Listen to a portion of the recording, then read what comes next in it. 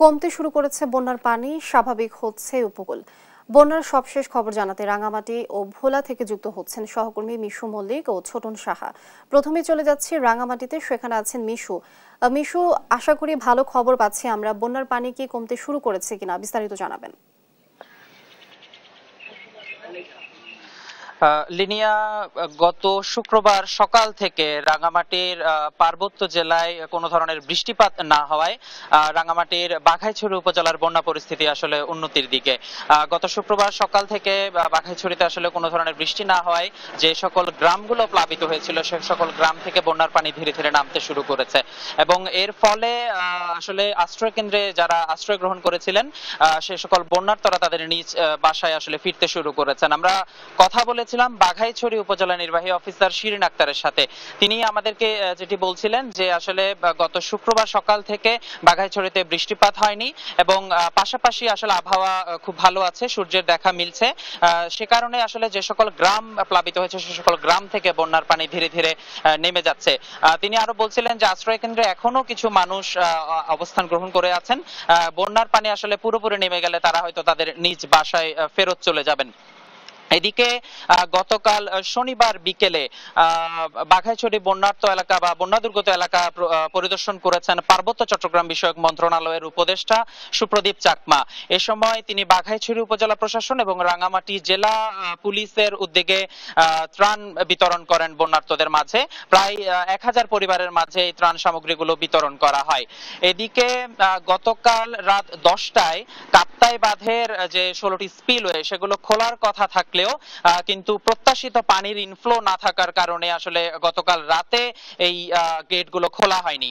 তো আজ সকালবেলা পর্যবেক্ষণ করে পানির ফ্লো পর্যবেক্ষণের মাধ্যমে আসলে এই গেটগুলোর খোলার কথা রয়েছে। তো আমরা বর্তমানে আসলে কাপ্তাইতে অবস্থান করছি, কাপ্তাইতে আছি। কাপ্তাই পানি বিদ্যুৎ কেন্দ্রের আর একটু পরে আমরা কাপ্তাই পানি বিদ্যুৎ কেন্দ্রে যাব এবং সেখানকার সর্বশেষ পরিস্থিতি জানানোর চেষ্টা করব। গতকাল বিকেল 4টা পর্যন্ত আসলে কাপ্তাইতে কাপ্তাই হ্রদে পানির স্তর ছিল 107.75 MSL। কাপ্তাই বাঁধের ধারণ ক্ষমতা 109 MSL। বিপদসীমার কাছাকাছি পৌঁছে যাওয়ার কারণে আসলে কাপ্তাই হ্রদ ব্যবস্থাপনা কমিটি এবং কাপ্তাই পানি বিদ্যুৎ কেন্দ্রের আলোচনা সাপেক্ষে সিদ্ধান্ত নেওয়া হয়েছিল যে গতকাল রাত 10টায় কাপ্তাই বাঁধের যে 16টি স্পিলওয়ে রয়েছে সেটি 6 ইঞ্চি করে খুলে দেওয়ার সিদ্ধান্ত গ্রহণ করা হয়েছিল। যেহেতু পানির চাপ ছিল না বা পানির ফ্লো ছিল না, তাই আসলে গতকাল রাতে খোলা হয়নি এবং আজ সকালে খোলার কথা রয়েছে। তো এই ছিল আসলে আমার কাছে রাঙামাটি থেকে বন্যা পরিস্থিতি এবং কাপ্তাই বাঁধের পানি নিষ্কাশনের সর্বশেষ। এখন চলে যাচ্ছি ভোলায় সহকর্মী ছোটন সাহার কাছে। ছোটন।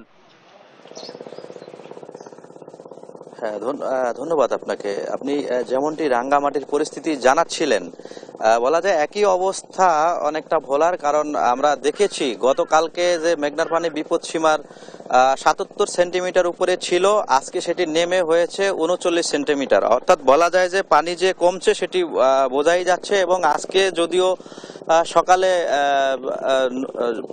জোয়ার এসে উপকূলের বিস্তীর্ণ জনপদ আজকেও প্লাবিত হয়েছে এবং মানুষজন আজকেও দুর্ভোগে পোহাচ্ছে। তবে পানি উন্নয়ন বোর্ড থেকে বলা হয়েছে, তারা বলছিলেন যে পানি কমতে শুরু করেছে এবং আগামী 2-1 দিনের মধ্যে এই পানির যে অবস্থা সেটি আরো স্বাভাবিক হবে এবং উপকূলে যে মানুষের দুর্ভোগ পোহাচ্ছেন সেই মানুষের দুর্ভোগ কিন্তু অনেকাংশে কমে যাবে। আমার সাথে ভোলার জেলা প্রশাসকের সাথেও কথা হয়েছে। তিনি আমাকে যেমনটি বলছিলেন, তিনি বলছিলেন যে তারা এই উপকূলের যে সার্বিক বিষয়টি তারা মনিটরিং করছেন এবং তারা দুর্গত এলাকায় ত্রাণ বিতরণের যে কার্যক্রম সেটি শুরু করবেন।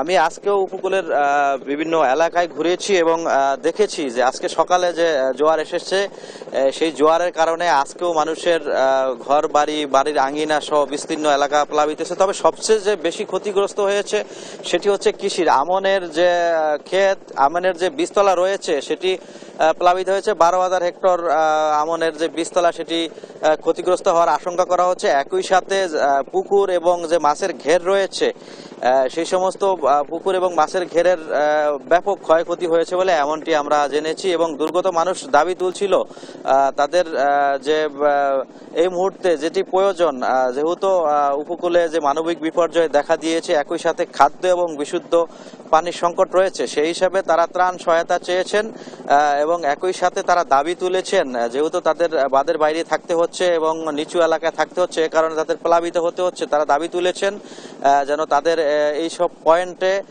যাতে বিকল্প যে বেড়িবাঁধ সেটি কিন্তু দেওয়া হয়। তবে পানি উন্নয়ন বোর্ড থেকেও বলা হয়েছে যে মানুষের এই দুর্ভোগ লাঘবে তারা কিন্তু বিকল্প বেড়িবাঁধ নির্মাণের জন্য যে প্রকল্প রয়েছে সেটি বাস্তবায়নের অপেক্ষায় রয়েছে, এমনটি বলছিলেন। তো আজকে যেহেতু সকাল দফা জোয়ার এসেছে এবং একই সাথে বিকেল নাগাদও কিন্তু জোয়ার আসবে পানি উন্নয়ন বলছিল, এবং সে পানির উচ্চতা গত কয়েকদিনের তুলনায় কমে আসবে বলে এমনটি তারা আশা প্রকাশ করছেন এবং বলছিল যে 2-1 দিনের মধ্যে কিন্তু স্বাভাবিক অবস্থা উপকূলে ফিরে আসবে। তো এ ছিল আমার কাছে ভোলাতে যে জোয়ারের কারণে যে নিচু এলাকা ক্ষতিগ্রস্ত হয়েছে, প্লাবিত হয়েছে তা নিয়ে সর্বশেষ তথ্য। ফিরে যাচ্ছি স্টুডিওতে লিনিয়ার কাছে। লিনিয়া।